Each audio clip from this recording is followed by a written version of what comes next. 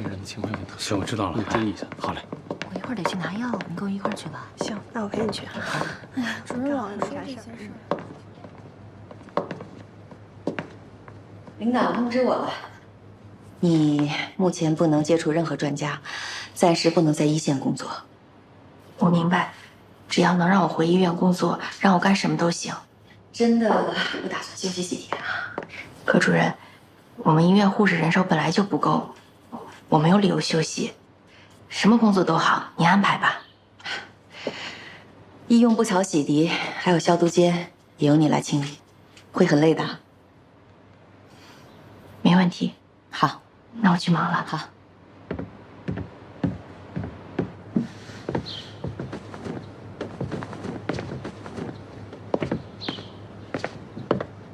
2楼的医疗器具准备好了吗？啊，好了，我这就拿上去。不用，你现在不能上2楼，还是我自己送的。啊。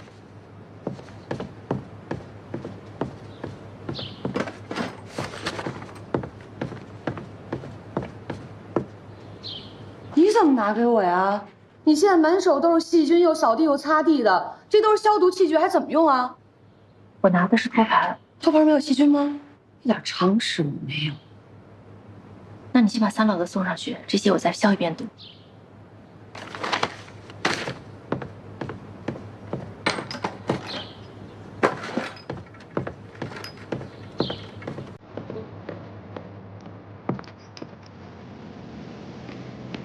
哎呦，这嫌疑犯怎么还在上班啊？可不是嘛，害得我们一起被怀疑，挨个接受调查。你知不知道当时公安找我调查的时候，我心里多慌，从来没遇到过这样的事。要我啊，我肯定没脸回来。别那么说，既然能让他回来工作，也许人家白慧真的没问题呢。没问题，没问题怎么不回去干护士啊？怎么在这儿打扫卫生？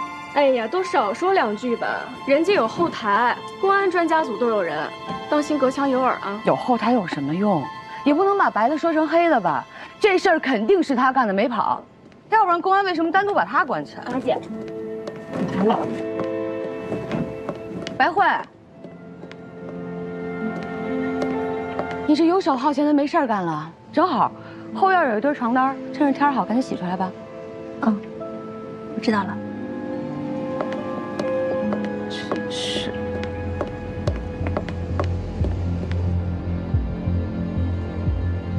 李光明，说说吧，你为什么会走到今天这一步？该说的我都说了，你们还有什么要审问的？李光明，你不光懂程序，也懂法律，但是还知法犯法，你应该非常清楚这件事情的严重性。我希望今天你能配合我们。我知道等待我的是什么，事已至此，我配合。誓师大会上，张阿雪和马三要炸礼堂，车是我放进来的。在厂医院是我动了电闸，配合赖广润杀了张阿雪。贺喜文被绑架，消息是我泄露的。实验水池的图纸是我偷的，变电厂也是我动了油位表。你们还想知道什么？东山袭击季丹阳，你有没有参与？当时我已经受伤了，没有办法判东山。在厂里还有谁是你同伙？就算有，我也不知道。我都是和赖广润单线联系的。李光明，想清楚再说话。我说的都是实话，不然赖广润也不会一直死缠着我。我能做的很少，我也知道，你们早就开始怀疑我了。雪狼是谁？你见过吗？没有，我判断我见不到雪狼，赖广润也见不到。那怎么才能找到雪狼？你跟赖广润又是怎么联系的？我和赖广润也就见过几次，之前和张阿水接头是在河堤路的桥上。至于雪狼，都是他们主动找我，怎么找他们我不知道。我把我所有知道的一切都告诉你们了。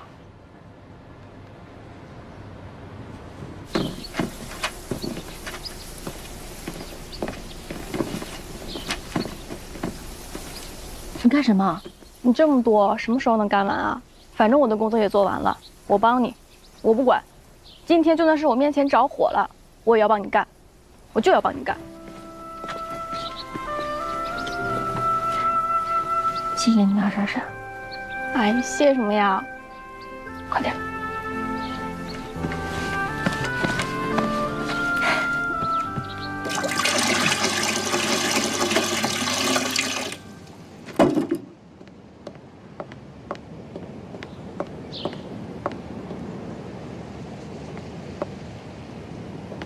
哎呀，小慧，行了，这些就不用洗了。还是洗了吧，不管是衣服还是人，都干干净净的好。哎呀，这怎么就不干净了？嗯，小慧，是不是最近有人说什么了？说我的人从来就没少过。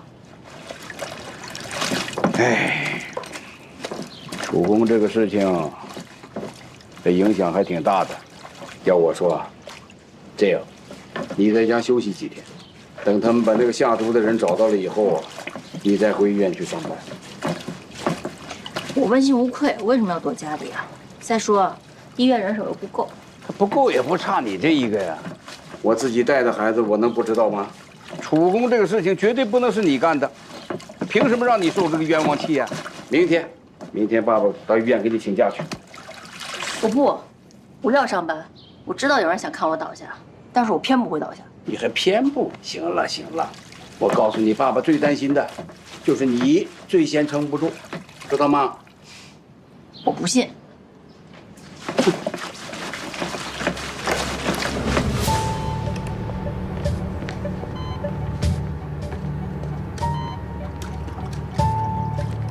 我的力气号终于可以畅游在大海之中了。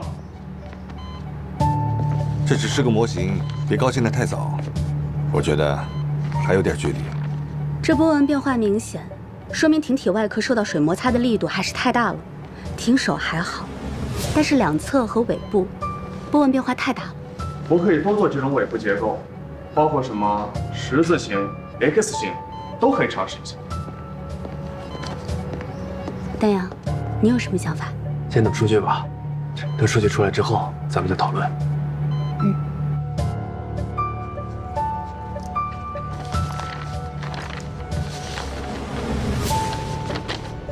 虽说水滴工程是理论论证，但这数据离合理区还有108000里。为什么不采用大青花鱼号的造型？你是说外国那艘实验潜艇？从力学上来说，水滴型应该才是最科学的呀。这对目前的工艺来说很难。水滴工程不就是要排除万难，勇攀高峰吗？季专家、贺专家，哎，珊珊，白慧说贺专家的手在工地上伤了，要换药，让我把药给你送来。贺专家，你可得按时涂上啊！谢谢你啊。白慧呢？白慧她现在情况不方便，不能参加护理工作，也不能接触专家。哎，季专家，你的手葛主任让你赶紧去医院检查，别感染了。哦，好。哎，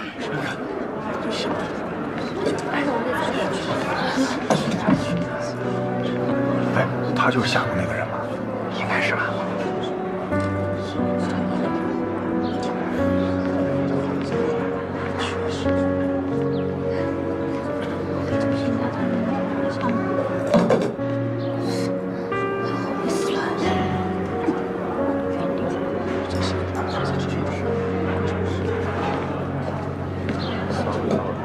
看到没？想过这一幕吗？白慧的内心比我想象的强大。是啊，流言蜚语能够杀死人，这个案子你得抓起了。我宣布一件事，经上级研究决定，从今天起，白慧重新进入专家医保小组，工作安排恢复原样。白慧，以后还要接着给主公熬中药啊。是。主任，什么情况啊？这事儿就这么算了？行了吧，闭嘴吧你！你们俩赶紧把这收拾了啊！白慧，跟我来。哎。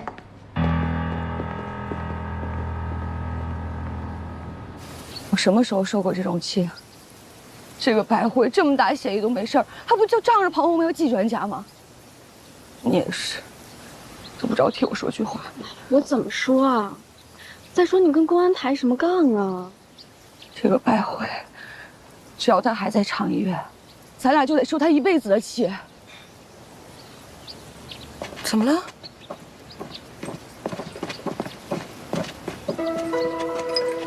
红梅姐，怎么了？怎么突然叫我来这儿啊？我跟你说，这次恢复你给楚公煎药，跟之前可不一样，你务必给我打起精神来，不能再出一点岔子，知道吗？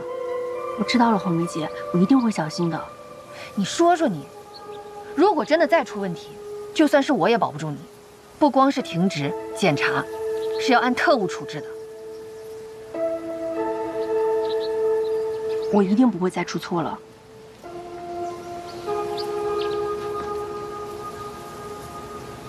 七床八床的药物配比。哎，李丹慧，你们看没看见我放在更衣室的工作服啊？不知道啊，是不是拿去洗了？可能是拿去洗了。洗了？还没到日子啊。我说呢，我的怎么也找不到了？我就奇怪，不清楚，我再看看。队长，红梅啊，这水让你搅和了好几天了，怎么，蹦出个鱼鳖虾蟹了吗？我觉得应该是时候蹦出些小鱼小虾了。那捞网的时候需要我陪你去，还是你自己去啊？不用，鱼不大，抄个网就收了。好，这事交给你了，我回去了。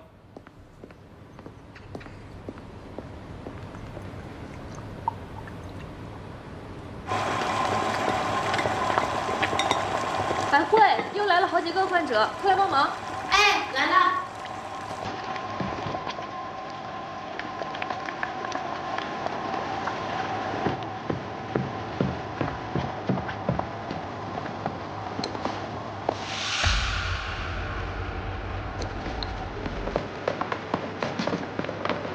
哎，赵阳，你干什么去啊？我纱布没拿，我去拿下纱布。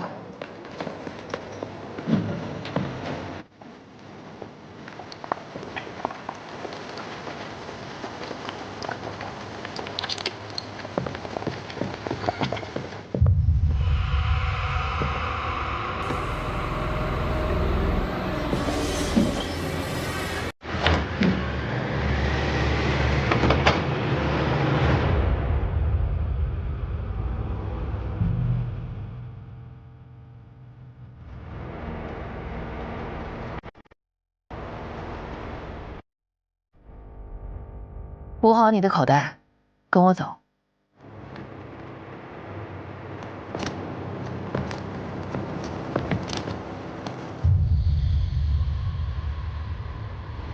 这是用药的化验结果，你这次用量比上次加了1倍。没错，这次是我做的，我是跟白慧学的。跟他学的。上次楚公中毒，我们对厂医院所有人进行了不在场证明的调查。你说你那2分钟是去给8号病床拔针去了，对吧？对，我确实是去了8号病房，这个你们调查过。我们当天是调查了。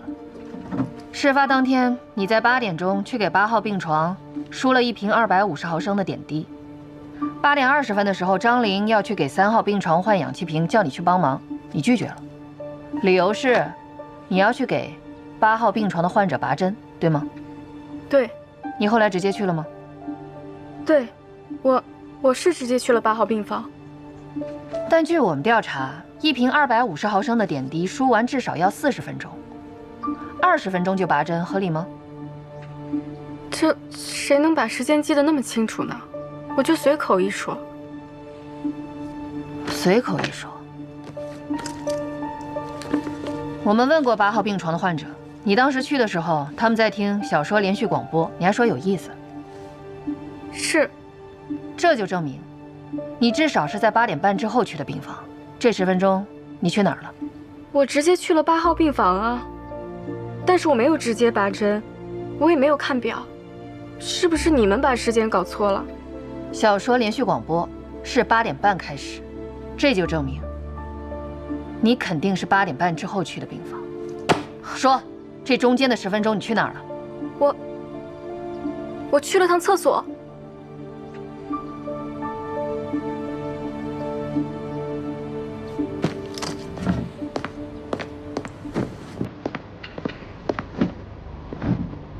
认识吗？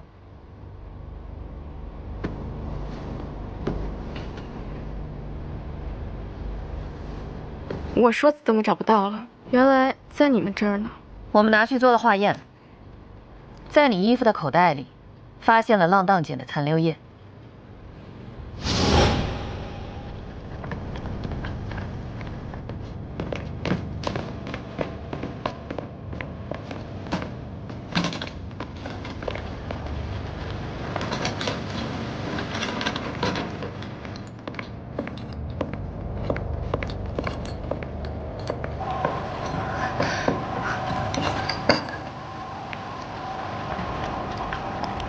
你下毒之后，装毒的容器不敢乱扔，所以暂时放在了口袋里。毒液渗漏了口袋。当时8号病床的患者还提醒你换衣服、洗衣服，记得吧？我有什么理由这么做？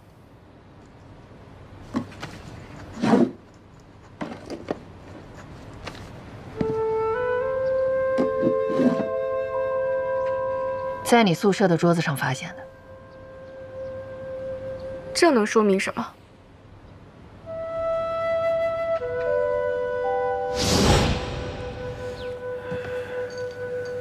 杜护士啊，我住院这段时间人太麻烦你们了。哎呀，没事儿，能够照顾金专家，我很开心，也算为水滴工程做贡献了嘛。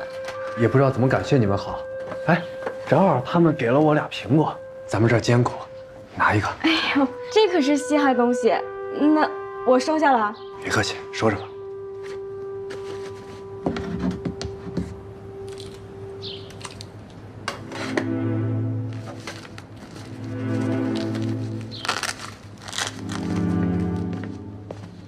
哎，白辉，怎么了，大洋？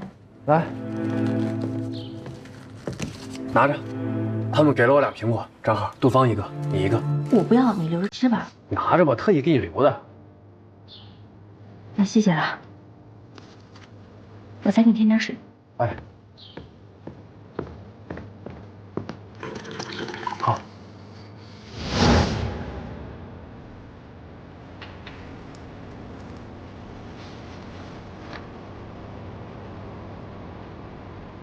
哎，我是真想不明白，这个杜芳居然就因为这季丹阳给白慧的苹果比给他的大，他就嫉妒了。没想到让庞红梅搅和完了之后，还真蹦出来鱼了。流言蜚语能够杀死人，这个案子你得抓紧了。我想到办法了。你想怎么做？我想让白慧重回厂医院，恢复给楚公煎药。白慧的嫌疑还没有洗清，你是要拿楚公的生命来冒险吗？我是让他恢复煎药，又没让楚公真的喝。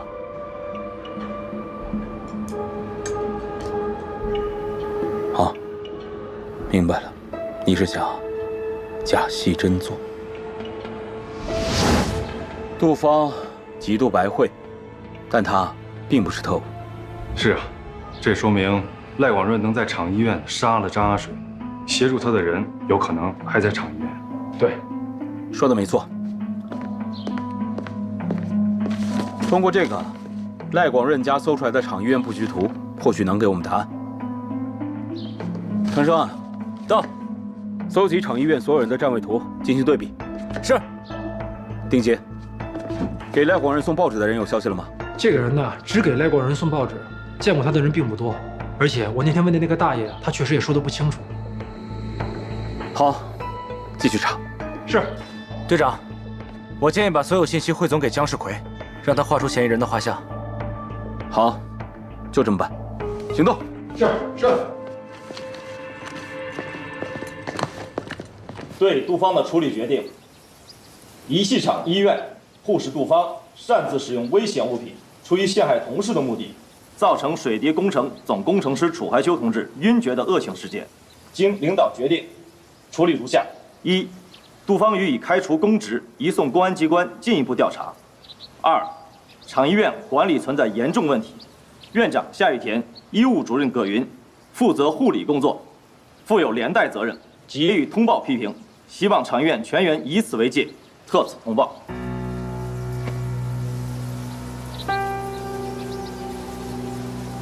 你看这下挺严重的，严重啊！都开除呢。白慧，陆秘书，白慧，这段时间让你受委屈了，你也挺不容易的。我坚信你是清白的。为了你这件事情，我也找厂长谈了，可是厂长说这件事情必须关于楚公。哎呀，行了行了，不说这个了。好在现在已经真相大白了。是啊，有种雨过天晴的感觉。不经历风雨，怎么能见彩虹呢？这个风雨，还是不要经历的好。是。不管怎么样，陆秘书，谢谢你。那我先去工作了。啊。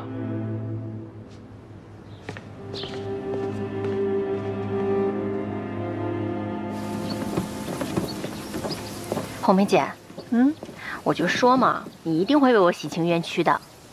准确的说，不是为你，是为了寻找真相。我当时还纳闷呢，你为什么让我那么做呀？那不是就给凶手可乘之机了吗？明天你给楚公煎药的时候，有人会叫你离开，你照做便是。为什么？如果你信我，就别问这么多。我知道了，红梅姐，我听你的。红梅姐，可是你当时没有怀疑过张玲吗？我一直以为是她呢。你觉得这件事情之后，张玲有变化吗？没什么变化，还是那样。对，但杜芳就不一样。这件事情之后，她变得很不自然，特别是在我面前。啊，怪不得呢。你说一个人怎么可以如此狭隘？就因为嫉妒，把自己的一辈子都给毁了？杜芳这样性格极端的人，也确实不适合在医疗系统工作。但是他走到今天，你功不可没啊。我怎么了？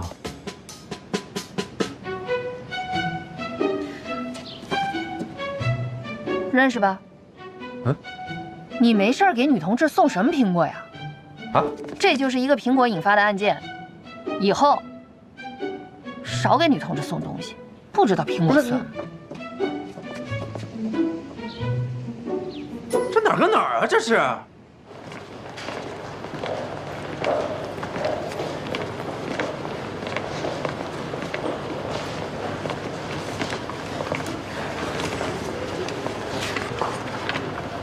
哎，白辉，你是不是该给楚公煎药了？哎呀，真的，我去了啊。哎，那个杜芳的事儿到底怎么办了？不知道，这事儿你也别多问，知道吗？好。哎，白慧，哎，我这脑子啊，这有一封你的挂号信，我刚在传达室替你签的字，我都给忘了，是不是情书啊？闹。一个卫校的同学，好久不联系，也不知道什么事。同学呀，同学用挂号信不用平信，肯定是情书，你就不告诉我？你是不是没事儿干了？我让葛主任再给你找点活。那不用，我忙着呢。你看信吧，我去忙了。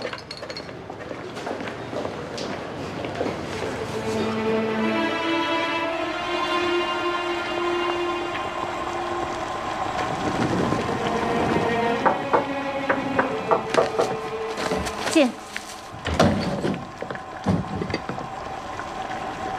成着了，一股活儿。不小心把包药的纸点着了。这么不小心？现在这个煎药纸都快成你办公室了，只要你在这，没人敢进。不是已经查清楚了吗？还有什么好担心？还是离你的药远一点的好。你什么时候能弄完啊？我这等着煎药呢。10分钟。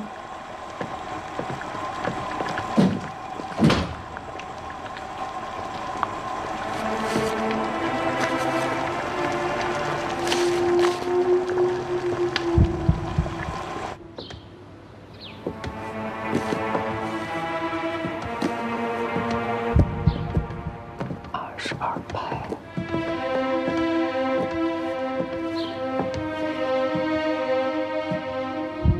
第9列。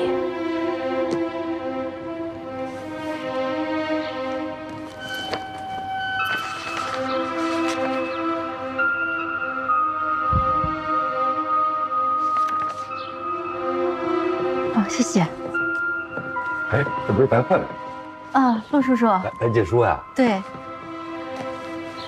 我帮我爸找个方子，就是瞎看。怎样使五线谱？你要学音乐啊？就是好奇。哼，你这哪是好奇呀？你是真好学。我们家珊珊啊，要有你一半的学习精神，我就阿弥陀佛了。您过奖了。来，那我先走了，陆叔叔。好，陆叔叔再见。好，小心点。哎。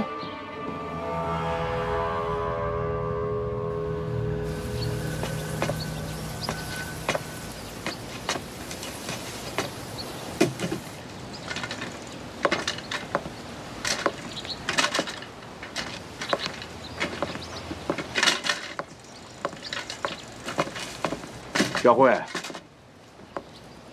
呵呵，真相大白了，怎么还闷闷不乐呀？不开心吗？不知道为什么，脑子里总能想到杜芳说的那些话，我也没想到，在他眼里我是那样的人。爸，你说在张玲他们眼里，我是不是也是那样的人呢？其实，我就是想做好自己的工作，无功无过，安安稳稳的就好。他们怎么能把我想的那么坏呀？嘿，小慧，哎呀，木秀于林，风必摧之；行高于人，终必废之。听爸爸的话，做好自己的本职工作，无欲则刚。我知道了，这段时间也让你跟着我担惊受怕的，都过去了。我先上去歇一会儿，今天有点累，一会儿下来做饭啊。哎，好好休息，帮帮床。好。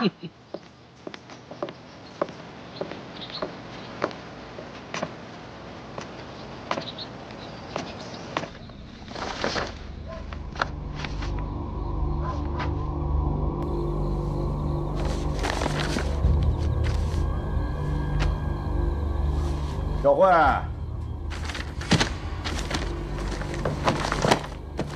小慧，哎，爸，你呀，你是真行啊！爸，你怎么把菜端上来了？我不端上怎么办呢？你不下去呀？我还不饿。不饿那怎么的？一会儿爸爸吃完了，等你饿的时候，爸爸再给你热。不用了。看看，你这看什么书呢？啊，《麦经》。这么老的书，你看它干嘛呀？我告诉你，小的时候让你背的那个李彦文的七字诀，那才是根基呢，都忘了吧？我就是瞎看嘛。瞎看。你掌握多少中医，爸爸心里还是有数的。孩子，在这临时抱佛脚，又搞什么名堂？什么搞名堂呀？你这不多看点不好呀？不你鬼主意多。行了，好好吃饭吧。哎。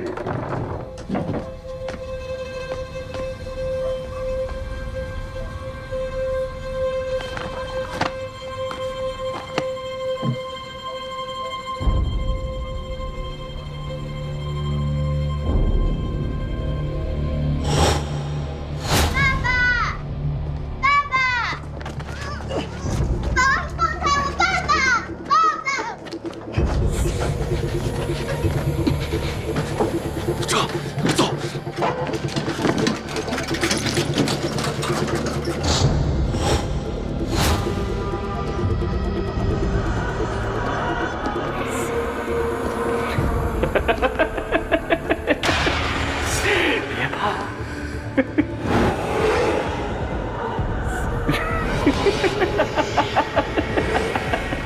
别害怕，来叔叔这儿。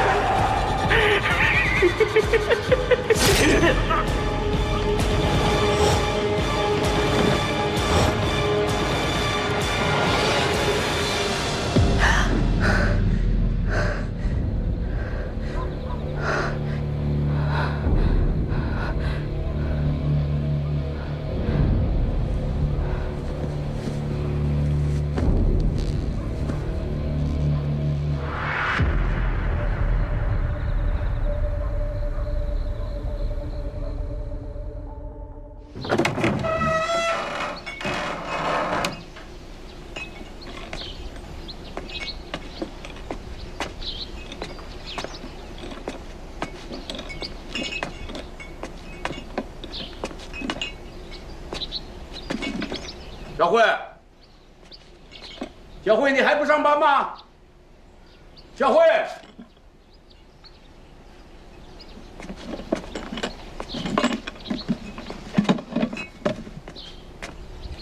小慧，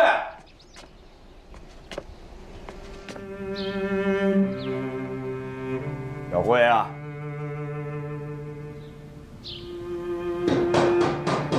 小慧啊！小慧，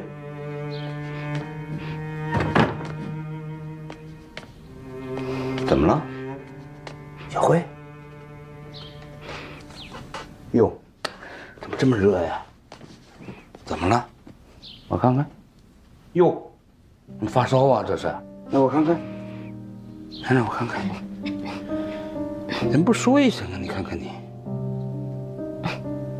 你呀，上火啊，是受凉了外面。哼。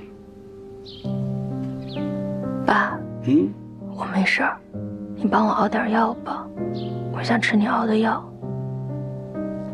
好。哎好，爸爸去熬药啊。你盖好，盖好，盖好。这孩子真是。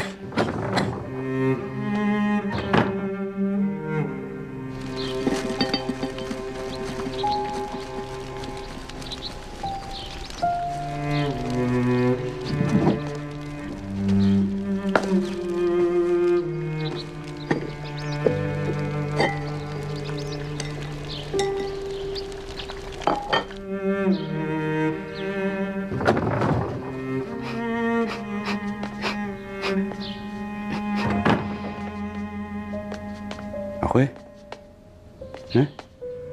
药好了，这样坐起来，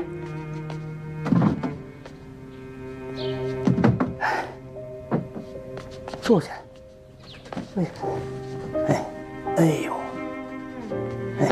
哎呦，哎呦，好，来，哎呀，来，哎呀，舒服吗？舒服点啊，来，把胃。慢点，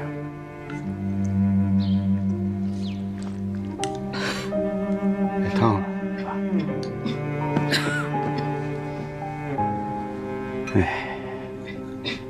来喝点。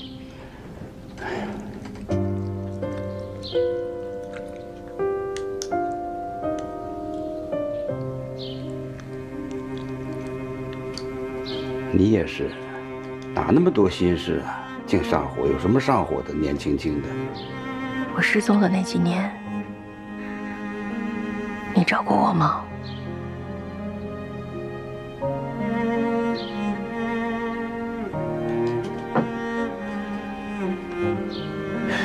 怎么突然问起这个来了？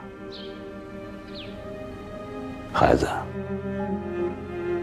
那个时候兵荒马乱的，爸爸能不找你吗？该找的地方都找了，那跟大海捞针一样。爸爸上哪儿能找到你呀？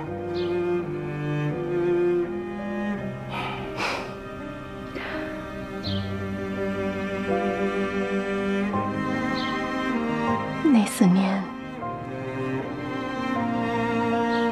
我要是能一直跟你在一起就好了。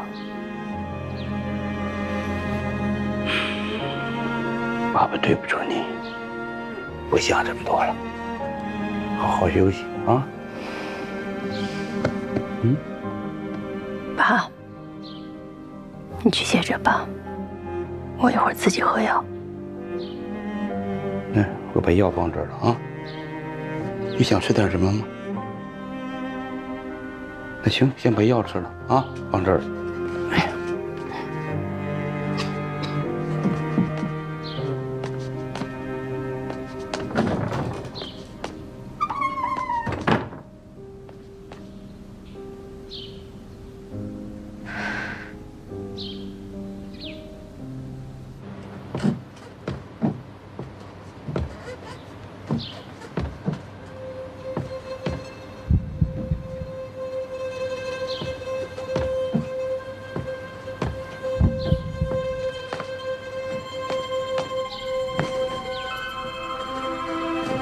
白慧同学，静琪，今年未见，不知道一切是否安好。近日总想起在校期间的往事。图书馆，仍记得22日班长生日，我们晚9点15在自习室欢唱的时光。我仍记得你的歌声，你的笑容。祝未来一切安好，顺利。22日晚9点15，这一天到底是来了。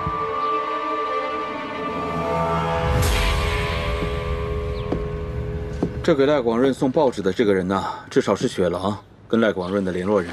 喏，你看看。但是这份目击者提供的证据太少了，估计我只能画个3分像吧。老蒋，你可别谦虚了，我还是相信你的画画的水平的。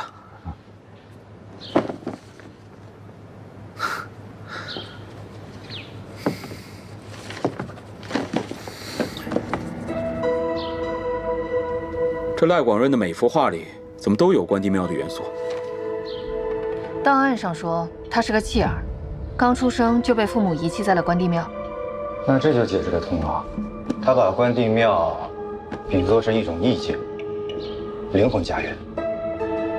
是他一个心结啊。可是这关帝庙，我们也找过好几次了，并没有任何线索。红梅，你父亲那边有什么线索吗？档案太杂乱，毫无头绪。我还记得最后一次见我父亲是在44年，那时候日本人还没投降呢。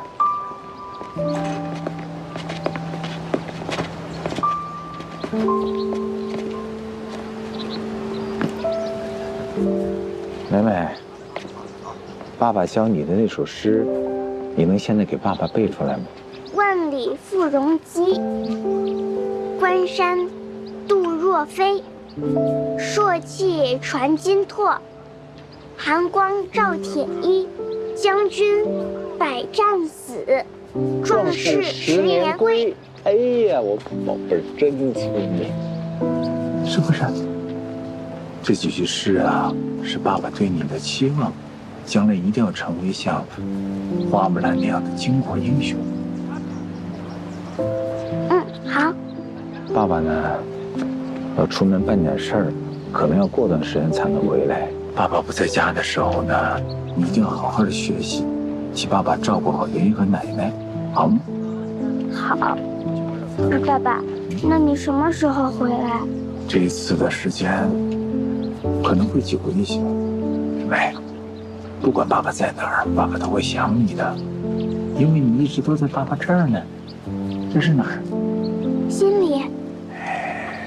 木兰花，你的开在哪？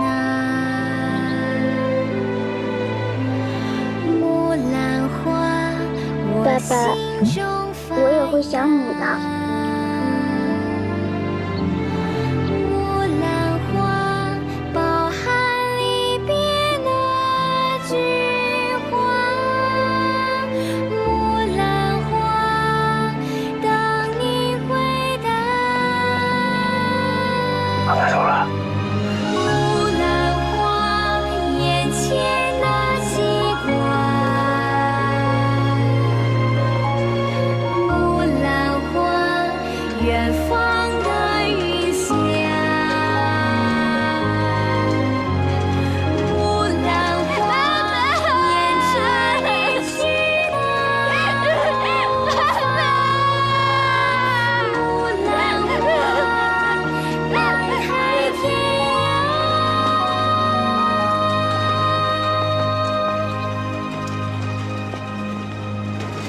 你的回答，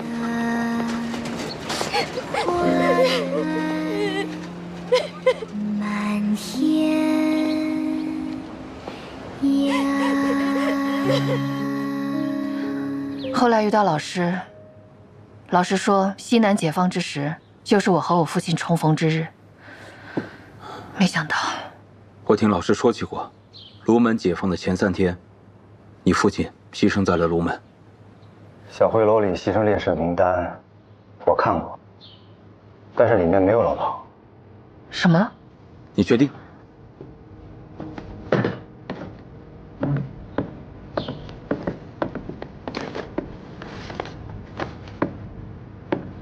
这是当年龙门惨案报告。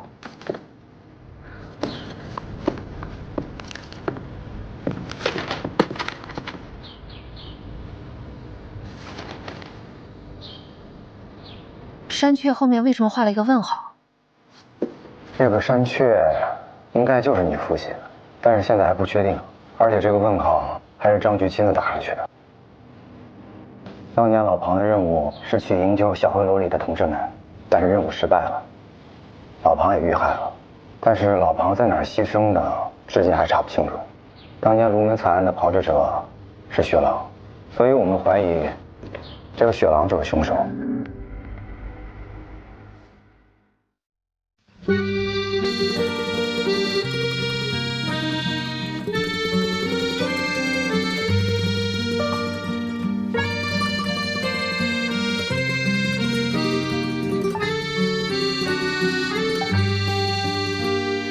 勇敢的理由，在你的眼眸，相对不用说出口一样的感受。